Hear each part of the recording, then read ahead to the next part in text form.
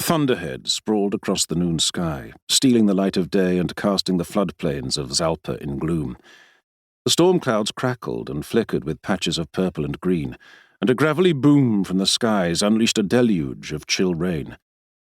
A lone regiment of Hittite warriors stood in serried ranks, men of the Storm Division, clad in leather helms and white tunics, their long dark hair plastered to their faces by the lashing rain.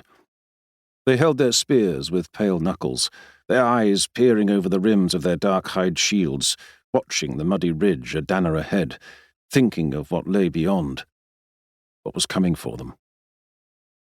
Every so often they would snatch glances towards the high water of rock on their right flank. Boom!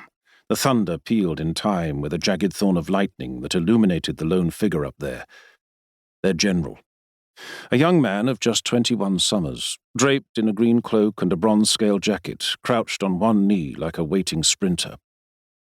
Two Seika falcons perched just above his shoulders on the hilts of his twin swords, bristling and shrieking at the storm.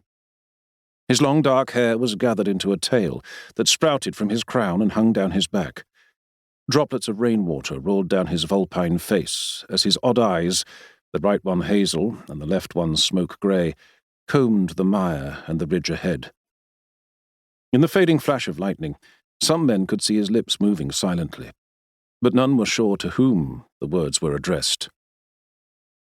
"Guide me," Hattu whispered, staring at the ridge.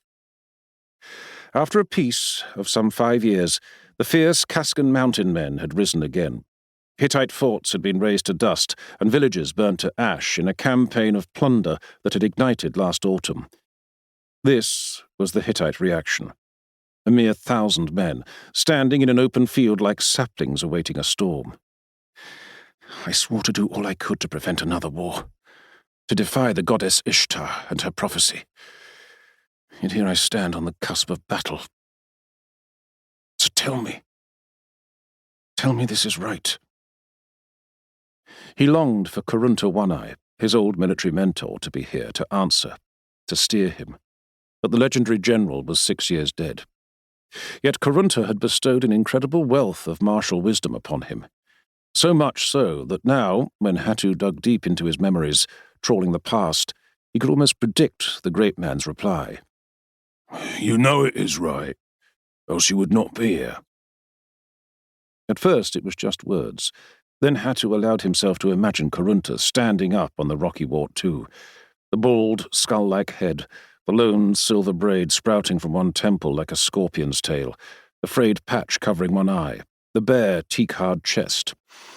And the winged goddess? Curse her to the pits, Karunta snarled.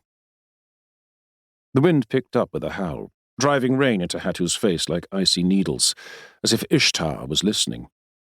But the Kaskans vastly outnumber us. Once they cross that ridge, they will be upon us, and there will be no means of escape.